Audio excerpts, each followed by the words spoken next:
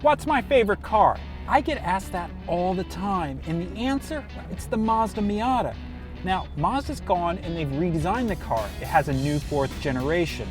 So that makes me worried. Did they screw it up?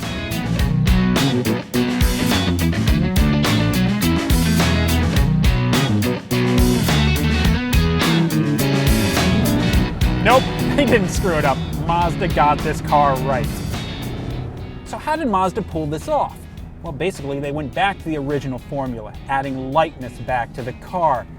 There's a lot more aluminum here, and there's obsessive ounce counting everywhere. The result is a new Miata that weighs about the same as the car did back around 1994 with the 1.8 liter. That's amazing given all the safety and convenience options that have been added to this car. I mean, come on, there's stuff like blind spot monitoring and navigation in a Miata. Now the new car, it's wider, it's lower, it's even a bit shorter than the original. Under the hood is Mazda's 2-liter 4-cylinder engine. It's a version of the same engine found in the Mazda 3 and CX-3. Now this engine, it gets a lot better fuel economy than the one it replaced, but it does have less horsepower. It's down to 155. Now that certainly doesn't sound like a whole bunch of power, but remember, this car is really light.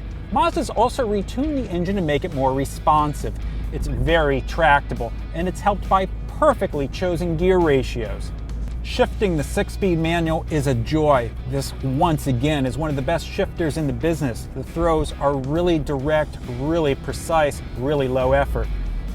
What I have always loved about the Miata is you can have a ton of fun with it at sane speeds, on public roads. You don't have to worry about driving like a nut at speeds that are going to send you into the trees, or that are going to send you to jail.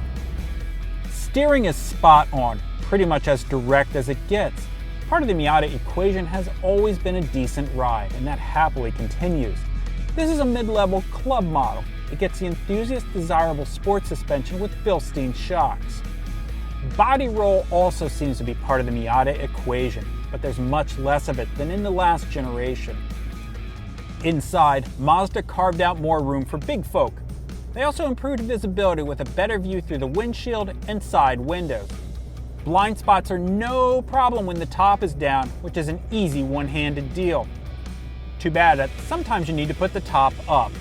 Then that blind spot monitoring, standard on club and grand touring models, comes in handy. Okay, I do have some gripes. A real glove box sure would be nice. The Mazda Connect infotainment system takes more steps than we'd like for some simple functions. You can accidentally hit the controller with your wrist when shifting. And using a controller knob puts my elbow back into the removable cup holders. More important and more annoying, despite Mazda adding increased noise insulation into the roof, this is a noisy car on the highway. But look, that's where the gripes end. I've driven thousands of miles in Miatas, and I've owned a 95M edition myself.